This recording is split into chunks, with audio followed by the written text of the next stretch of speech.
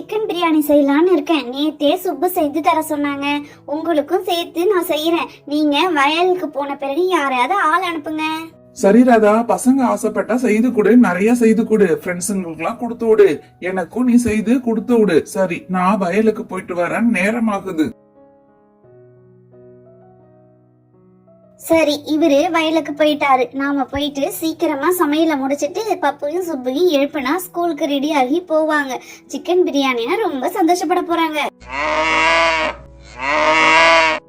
என்ன லட்சுமி கத்துற மாதிரி இருக்கு?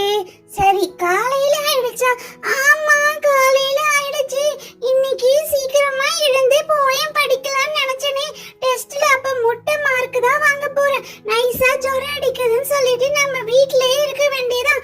இல்லைன்னா போயிட்டு முட்டை வாங்கிட்டு யார் மிஸ் கிட்ட அடி வாங்குறது?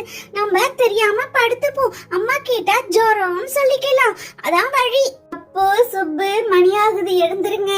இன்னைக்கு ஸ்கூல் உண்டு. நீங்க என்ன தூங்கிட்டே இருக்கீங்க? சீக்கிரமா போயிட்டு குளிச்சிட்டு ரெடி ஆகுங்க. இதோ எழுந்திருக்கம்மா, நான் போய் ஃபர்ஸ்ட் குளிச்சிட்டு வந்துடுறேன். என்ன பப்பு, உனக்கு தனியா சொல்லணுமா? சுப்பு எழுந்து குளிக்க போயிட்டா. நீ எப்ப பாரு லேட்டு தான். எழுந்திருடா. அம்மா, எனக்கு ஜொரம் அடிக்குதும்மா. ரொம்ப இரும்பலா இருக்கும்மா. இன்னைக்கு என்னால ஸ்கூலுக்கு போக முடியாதும்மா. ரொம்ப உடம்பு முடியலம்மா. என்னடா சொல்ற பப்பு? நான் நைட்டு நல்லா தானே பார்த்தேன் உன்னை. இப்போ உடம்பு முடியலன்னு சொல்ற. நைட்டு நல்லா தான் இருந்து இப்ப இரும்புறியே. சரி, தொட்டு பாக்குறேன். என்னது, ஒண்ணு ஜொரம் அடிக்கிற மாதிரி தெரியலையே. உடம்பு நல்லா ஜில்லுன்னு தானே இருக்கு. இவன் என்ன உடம்பு சரியில்லை ஜொரம் சொல்றானே? அம்மா, நான் என்ன பொய்யா சொல்றேன்?